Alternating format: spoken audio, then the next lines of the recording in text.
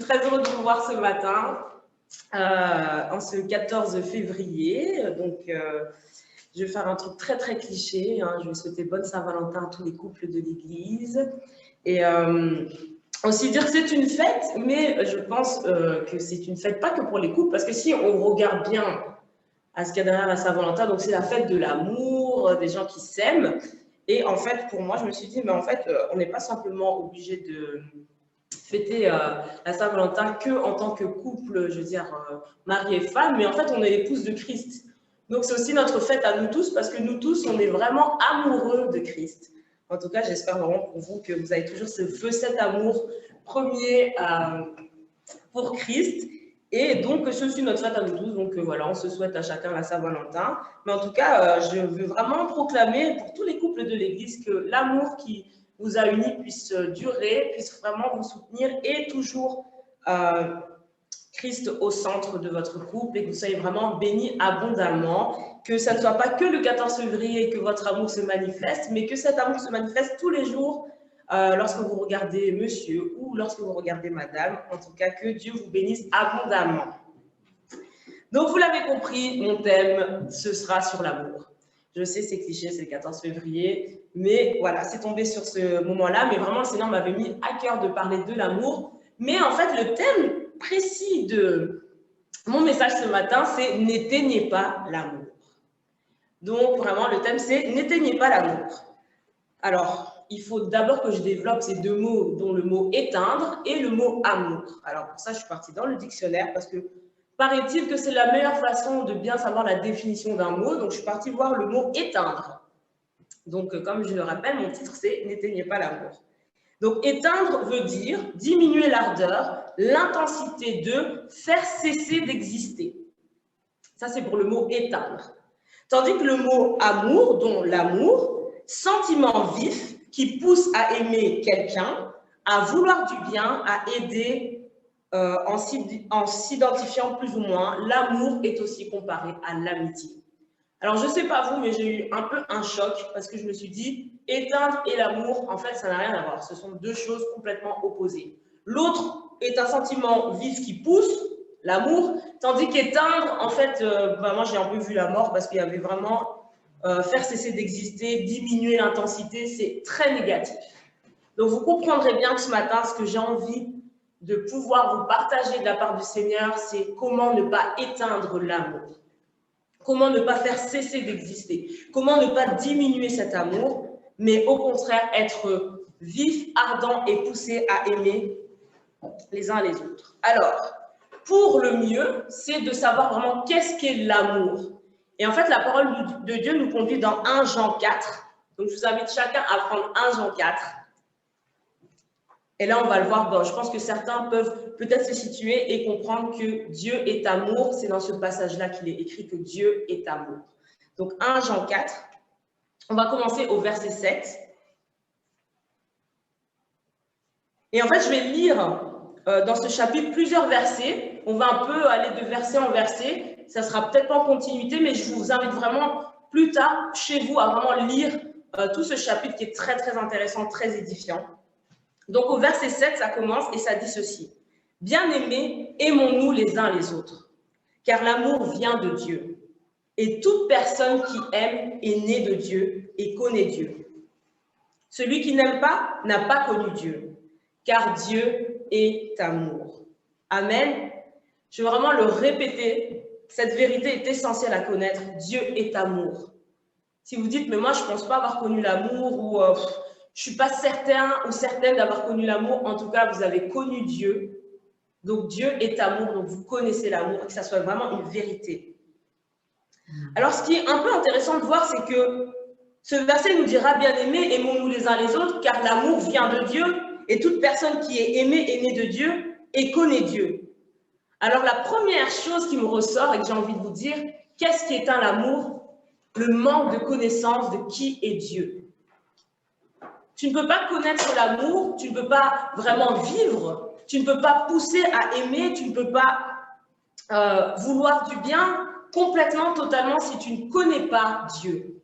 Le manque de connaissance de Dieu, eh bien, ça tue l'amour, en fait. C'est un tue l'amour.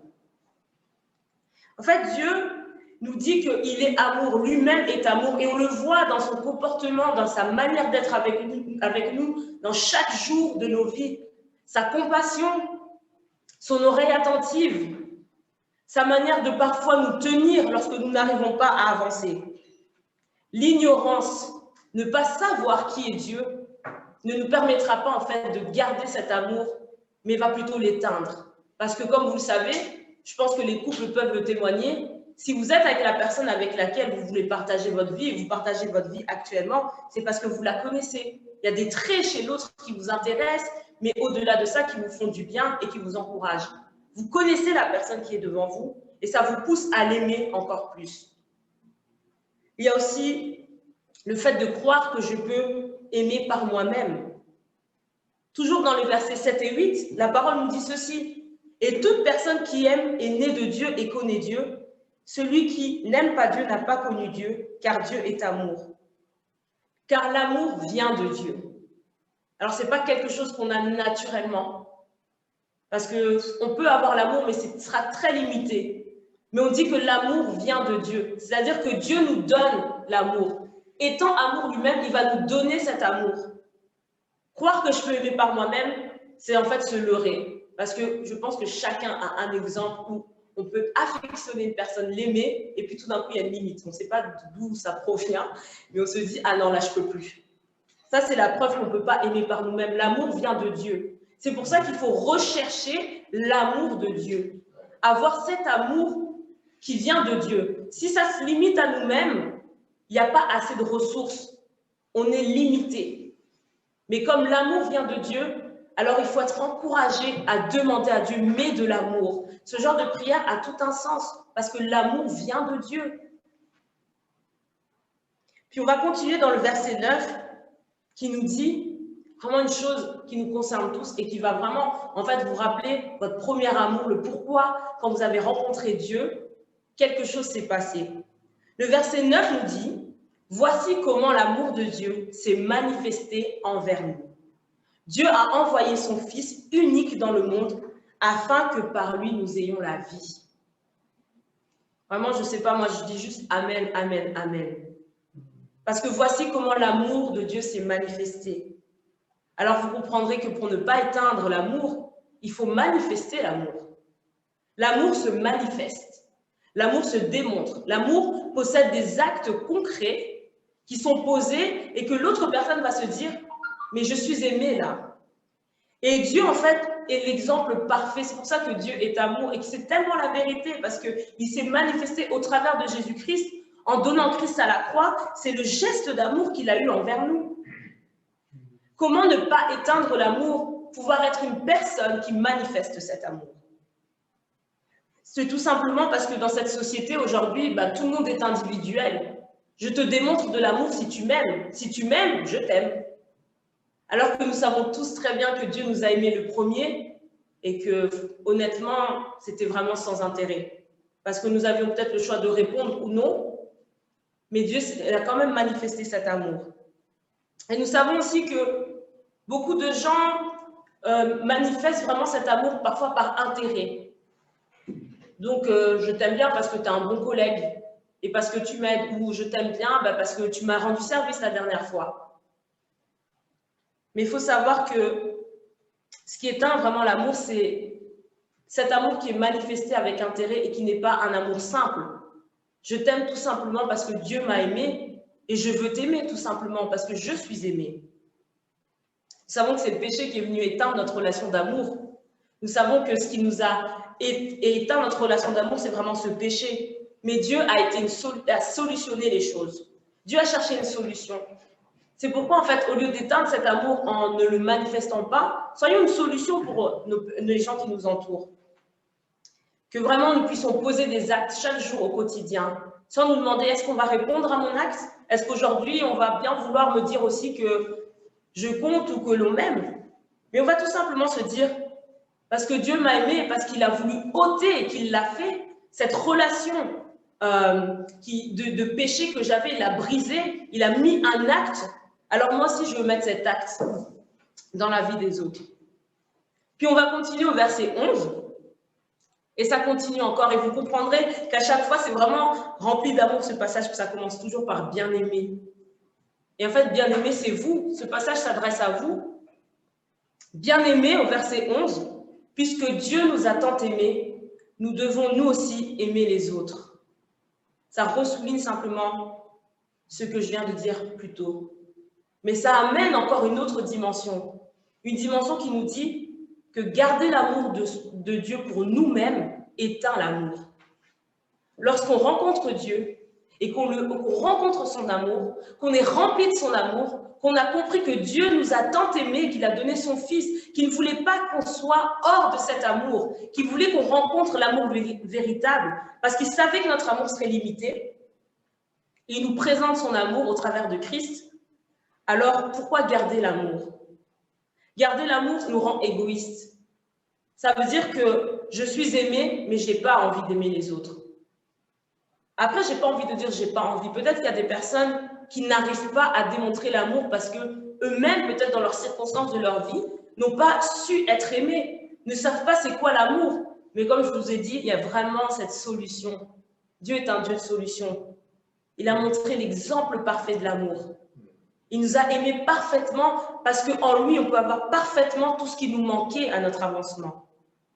Si tu te dis, mais je ne sais pas, moi, mes parents ne m'ont pas forcément aimé. J'ai jamais entendu peut-être qu'on me dise je t'aime même dans ma vie. Et même peut-être la personne avec qui je suis n'est pas très démonstrative. Je ne connais pas l'affection, mais en Dieu, il y a tout, parfaitement.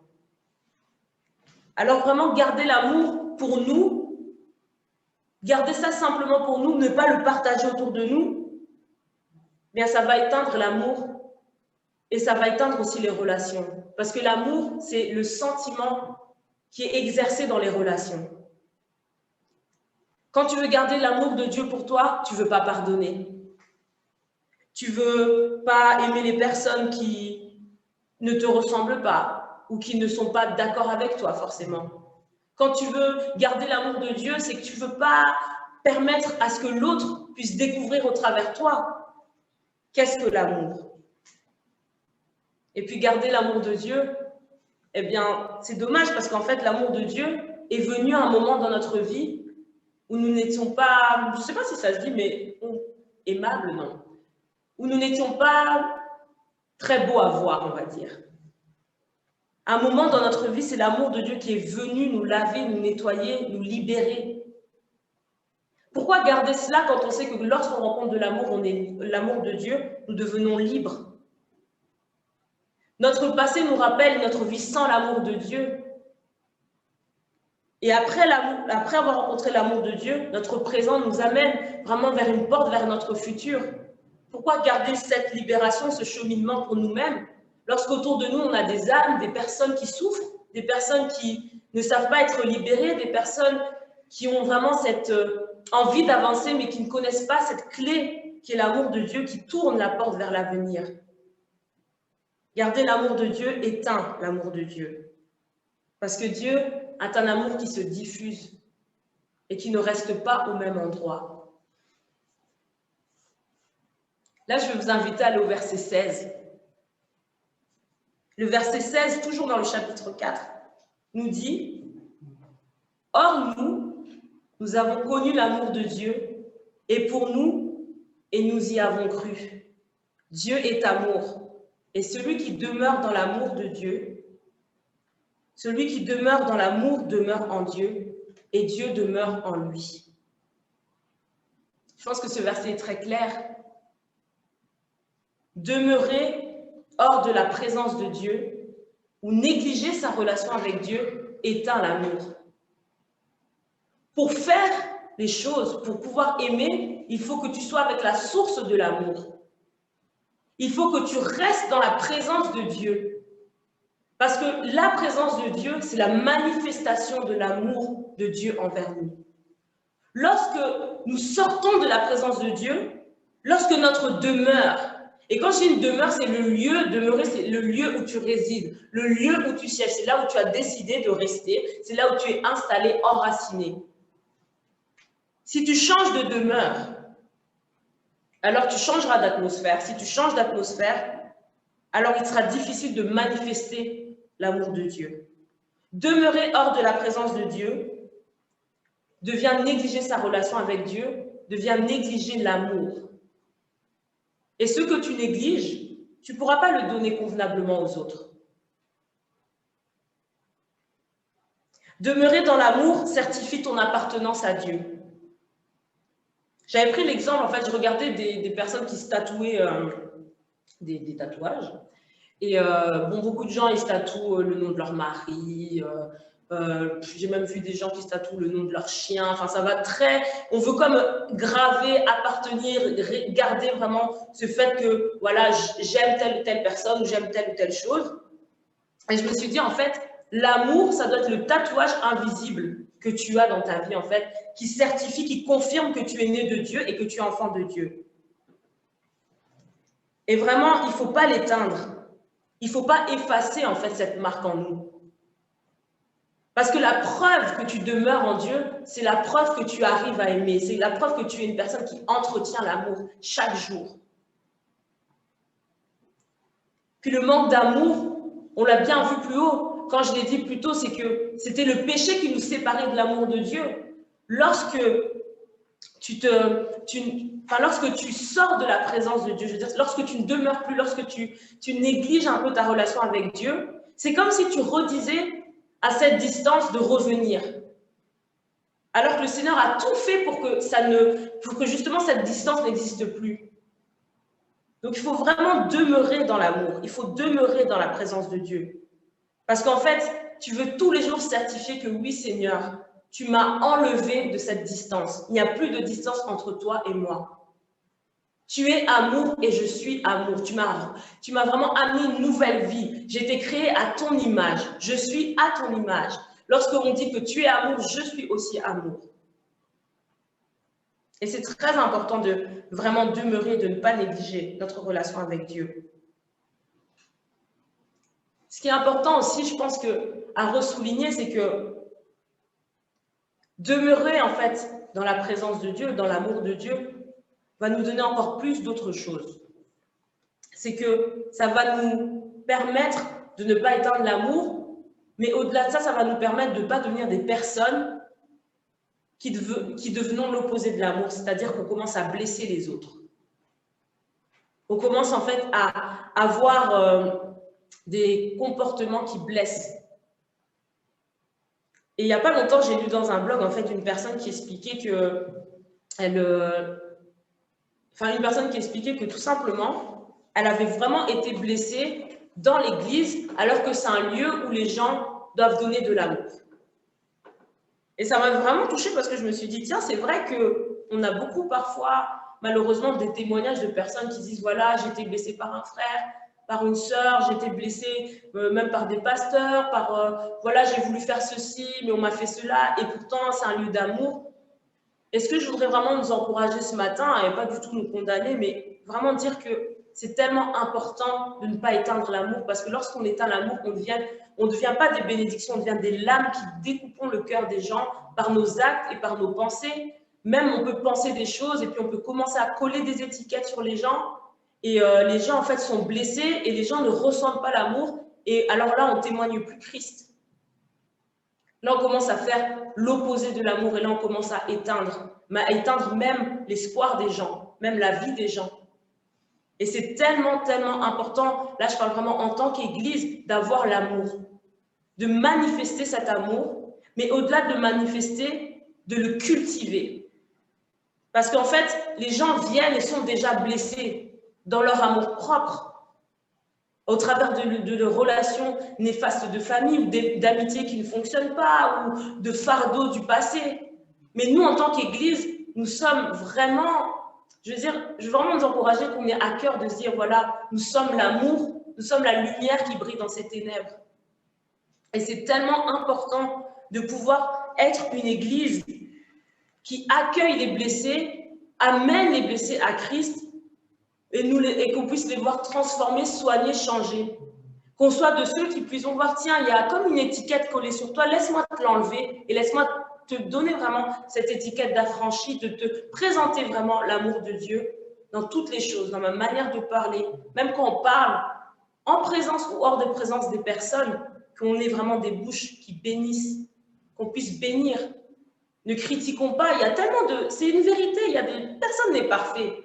Mais ne tombons pas dans ce piège d'éteindre l'amour avec nos bouches et en disant, oui, c'est vrai, il y a telle et telle chose, c'est vrai, j'ai la preuve par A plus B que cette personne est comme ça.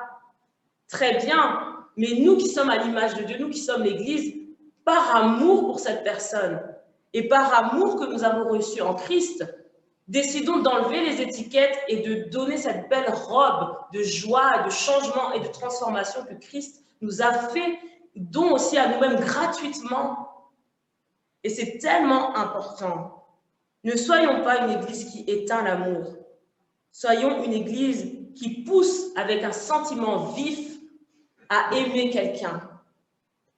Que vraiment ça soit notre partage. C'est vraiment ma prière. Puis il y a le verset 20 qui nous dit ceci. Si quelqu'un dit, et on peut se l'approprier, si je dis, j'aime Dieu, alors qu'il déteste son frère, c'est un menteur. En effet, si quelqu'un n'aime pas son frère qu'il voit, comment peut-il aimer Dieu qu'il ne voit pas? Or, voici le commandement, ça c'est le verset 21, or voici le commandement que nous avons reçu de lui, celui qui aime Dieu doit aussi aimer son frère. Pour ne pas éteindre l'amour, ne soyons pas égocentristes, ne soyons pas vraiment centrés sur nous-mêmes. C'est tellement facile d'aimer Dieu. J'aime Dieu, point. Mais l'amour de Dieu, lorsque tu l'as en toi, te poussera à faire plus qu'aimer Dieu. Il te poussera à aimer ton prochain. Non pas parce que ton prochain te ressemble, vous avez les mêmes hobbies, vous avez les mêmes intérêts. Ah ben, nous sommes amis de la famille depuis longtemps. Ah mais tiens, c'est une personne qui m'a aidé pendant un temps. Oui, je l'aime. Non, l'amour de Dieu, quand tu le rencontres, te poussera à aimer ton prochain parce qu'il est ton frère, mais parce que tu veux aussi obéir à la volonté de Dieu. Parce qu'on nous dit, or voici le commandement que nous avons reçu de lui, le commandement. Celui qui aime Dieu doit aussi aimer son frère. Et lorsque nous sommes dans l'église, eh bien, désolé, je vais vous annoncer qu'il n'y a pas de liste où tu peux cocher, ce frère-là, je l'aime, il fait partie, il est mon frère, cette sœur-là, je l'aime, elle est ma sœur. On arrive dans un endroit, on est tous enfants de Dieu, avec le même Père. C'est pas une sélection aléatoire, c'est pas une sélection où tu te dis j'aurai ma famille enfin idéale, puisqu'en Christ tout est parfait. Quand je vais aller à l'église, ça sera parfait. J'aurai la sœur et le frère parfait. Ça, vraiment, je dois juste annoncer que c'était un rêve qui ne se réalisera jamais. Donc voilà, donc j'espère que je n'ai pas détruit le rêve de quelqu'un, mais en tout cas, je vais te donner de l'espoir pour te dire que Dieu fait tout parfaitement et si tu as l'amour, tu vivras des relations parfaites. Et c'est extraordinaire de voir qu'on ne peut pas s'arrêter, on ne peut pas être centré sur nous-mêmes. Centré sur nous-mêmes, ça voudrait dire je garde Dieu, j'aime Dieu, point, les autres, bof. C'est malheureusement pas ça. Parce que Dieu nous commande aussi d'aimer nos frères et c'est dur. Moi, je préfère vraiment être honnête avec vous parce que vraiment, pour mon témoignage personnel, et peut-être ça va étonner certains, mais bon, les gens qui me connaissent bien le savent, j'ai pas facile à aimer les gens. Je suis très, très sociale. Je peux parler, on peut rigoler et tout. Mais j'avais quelques difficultés à aimer véritablement les gens, à poser les actes. Même là, juste encore, je bénis Seigneur de me travailler encore. Mais c'est pas facile. Parce qu'on a nos caractères, on a nos façons de vivre. Et puis, des fois, on a juste envie que, voilà, quoi. On est là, mais voilà. Et c'est pas facile. Et je pense que c'est important d'avoir vraiment une église, une famille où il y a des gens qui te soulignent, bah tiens, il faut peut-être faire ça. Tu aimes Dieu, mais aime aussi les autres. Demande des nouvelles, appelle, fais des choses, pose des actes. Donc, je rigole parce que je me prêche à moi-même, mais c'est pas grave. Donc voilà, c'est vraiment des choses importantes. Et donc, l'amour de Dieu ne se limite pas qu'à notre amour avec Dieu. Dieu nous a sauvés, nous a aimés pour que nous puissions aimer les autres. Et c'est très important de savoir qu'en fait, ce qui éteint véritablement l'amour, parce que l'amour comme la parole nous dit, petits enfants, n'aimez pas seulement en parole, mais aimez aussi en acte. Et en fait, l'amour, c'est pas quelque chose vraiment que... On peut pas se promener avec un t-shirt « je vous aime », ça va pas donner de sens. En fait, les gens vont pas le croire. Ils vont se dire « tiens, c'est mignon, c'est gentil », mais en fait, c'est pas quelque chose qui est très... Tu peux le déclarer, mais voilà, c'est plus dans la manière d'être, la façon d'être. Donc, ce qui tue, en fait, l'amour, c'est un mauvais témoignage. C'est lorsque tu témoignes mal, ça éteint complètement l'amour. Parce qu'en fait, un mauvais témoignage va cacher l'amour et tout ce qui va ressortir, ce sont des fruits qui s'opposent à l'amour, en fait. On va vraiment détruire, en fait, ce ministère qui est sorti de notre réconciliation. Donc, on a tous le ministère de la réconciliation. Et en fait, l'amour nous permet de réconcilier. On a ça en nous, c'est une capacité que Dieu nous a donnée quand on est devenus ses enfants. Et en fait, le fait d'avoir un mauvais témoignage va amener, en fait, à ce que les gens ne voudront pas être réconciliés. Parce qu'ils vont se dire, mais si toi, tu es réconcilié et que ton témoignage, il est comme ça, je ne veux pas être réconcilié. Et c'est dommage, en fait. Et c'est vraiment important de se dire que il faut nous aimer, il faut pouvoir faire des actes, il faut pouvoir avoir cette capacité de se dire, est-ce que ce que je fais, est-ce que ce que je vais dire, est-ce que même mon silence que je fais, est-ce que c'est de l'amour? Est-ce que je suis dans une situation compliquée où franchement, ça me tiraille moi, ça tiraille l'autre? Qu'est-ce que je peux faire pour mettre l'amour? Parce qu'en fait, comme Dieu est amour, la vraie question, c'est qu'est-ce que je peux faire pour mettre Dieu dans cette situation? Parce qu'on ne peut pas forcément prier que Dieu change une situation, ou même parfois on ne prie même pas, parce qu'on voilà, on dit cette situation elle est comme ça, on la laisse comme ça. Mais si on laisse comme ça, alors est-ce qu'on retire l'amour de Dieu? Est-ce qu'on met Dieu hors de ces choses? Alors que nous, on est enfants de Dieu, on dépend de Dieu, on fait les choses pour lui obéir, on fait tout pour que sa volonté soit faite. Là, je pose vraiment des questions parce que je pense que des fois, il faut vraiment se poser cette question. Est-ce que ma réaction amène l'amour de Dieu? Est-ce que ma réaction amène à ce que l'amour agisse?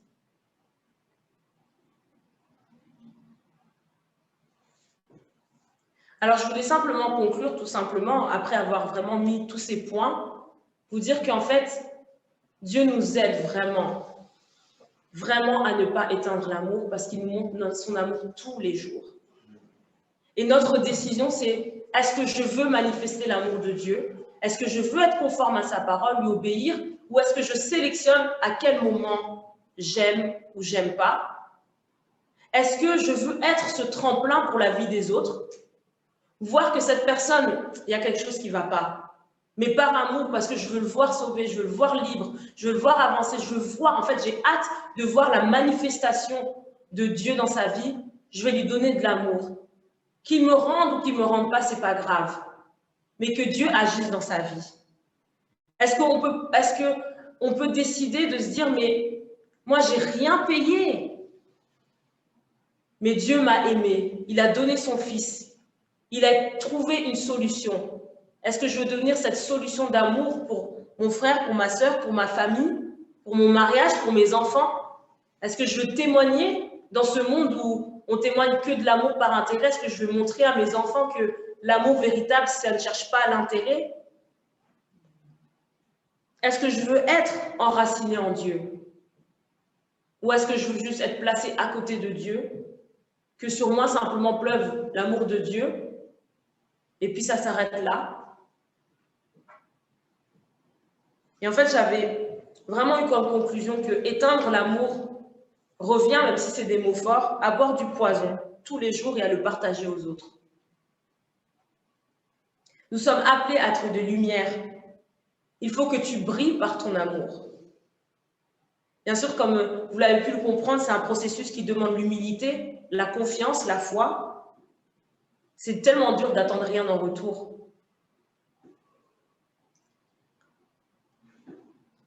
L'amour qui est éteint n'encourage pas, mais nous voulons encourager. Et nous voulons être ces feux qui brûlent lorsque l'autre est éteint, pour raviver. Nous voulons plaire, aimer Dieu et amener à l'échec tous les plans de l'ennemi. Parce que la croix a été un véritable triomphe pour notre vie.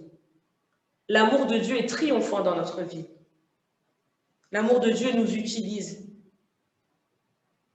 Parce que Dieu a crié très fort en donnant Christ sur la croix. Il a dit non, je ne veux pas éteindre l'amour qu'il y a entre toi et moi. Alors je sais que vous connaissez tous 1 Corinthiens 13, mais je vais vous relire d'une autre manière parce que Dieu est amour et que vous êtes amour. Je vous dirai tout simplement, n'éteignez pas l'amour, soyez patients, pleins de bonté, pas envieux, ne vous vantez pas, ne vous enflez pas d'orgueil, ne faites rien de malhonnête, ne cherchez pas votre intérêt, ne vous irritez pas, ne soupçonnez pas le mal. Ne vous réjouissez pas des injustices, mais réjouissez-vous de la vérité. Pardonnez tout, ayez foi en tout, espérez en tout et supportez tout. L'amour, ce n'est pas uniquement Dieu. L'amour, c'est toi, c'est moi, c'est l'Église. C'est tous ceux qui ont été sauvés par amour en Christ. L'amour, c'est nous manifestés sur terre. Que vraiment le Seigneur vous bénisse et qu'il puisse vraiment vous faire du bien ce matin. Là où vous avez été blessé, heurté, là où vous avez manqué d'amour, que le Seigneur vous remplisse de son amour. Là où c'était difficile de pardonner, difficile de comprendre les actions des autres, que Dieu puisse vous amener à avoir un amour qui dépasse vos circonstances. Que l'amour de Dieu amène une faveur particulière dans vos vies. Parce que vous avez l'amour, que les portes fermées s'ouvrent. Que tout ce qui vous liait, vous attachez encore, puisse être totalement délié. Parce que vous avez été affranchis, non pas simplement parce que vous étiez captifs, mais parce que Dieu vous a aimés. Que là où vous êtes, là où vous foulez le pied, la présence de l'amour puisse se manifester. Que vraiment le Seigneur vous aide et vous encourage. Qu'il puisse vous mettre à côté de vous des personnes qui manifestent l'amour si vous ne savez pas comment le manifester. Que nous soyons chacun de nous des exemples de l'amour parfait de Christ. J'ai tout simplement prié. Seigneur, merci Seigneur pour la famille que nous sommes. Seigneur, merci parce que tu nous as unis en ton amour et par ton amour. Seigneur, tu connais chaque personne, chaque foyer, chaque chose, Seigneur, qui nous a accompagnés, Seigneur, jusqu'à aujourd'hui. Seigneur, nous te demandons vraiment ta grâce et ta faveur. Seigneur, nous voulons saisir ce matin. Seigneur, je prie pour ceux qui n'ont pas encore saisi ton amour, Seigneur, qu'ils puissent le saisir, qu'ils puissent embrasser vraiment ton amour, Seigneur. Aide-nous à manifester, demeurer, Seigneur, à semer, Seigneur, l'amour. Seigneur, aide-nous à devenir l'amour même, Seigneur. Seigneur, c'est tellement difficile, mais tu vas nous aider, Seigneur. Seigneur, que cette année, Seigneur, soit une année, Seigneur, où nous n'avons pas la crainte d'aimer. Garde nos cœurs, garde nos pensées, Seigneur. Que tout soit tourné vers toi. Seigneur, aide-nous à être cette Église, Seigneur, qui diffuse l'amour, Seigneur Jésus. Merci pour ta grâce, ta paix et ta faveur. Merci pour ta main étendue sur nos vies. Nous n'avons rien mérité, Seigneur, mais ta grâce nous a rencontrés. Seigneur, nous voulons vivre dans cette grâce, vivre dans cet amour, Seigneur. Merci pour tout, Seigneur. Merci pour tout ce que tu es, tout ce que tu fais. Que tu bénisses chacun de mes bien-aimés, Seigneur, ce matin.